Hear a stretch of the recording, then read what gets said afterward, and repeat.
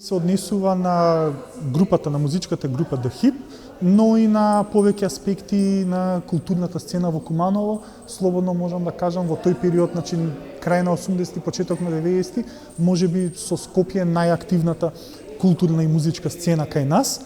Филмот го опишува тој период и опфаќа повеќе аспекти, значи опфаќа културолошката сцена, ги опфаќа членовите на групата The Hip, но имам и неколку сегменти вметнато во филмот кои што обработуваат делотворештвото на ТБ Трачери, култен бенд од Куманово исто, кој што мислам дека е вака попознат за широката публика, и Morbid Joker, еден бенд кој што е познат меѓу оние љубители на по-тешкиот, да речем, звук, хард рок, метал.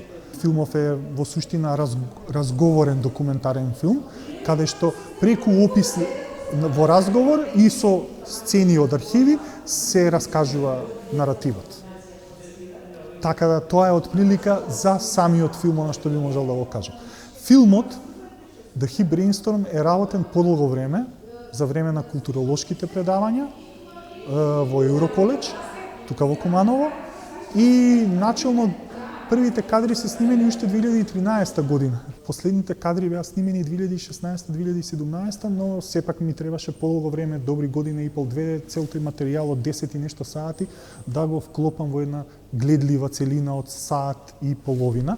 Официјалната премиера The Hip Brainstorm ја имаше лани на фестивалот Cinedays во Скопје.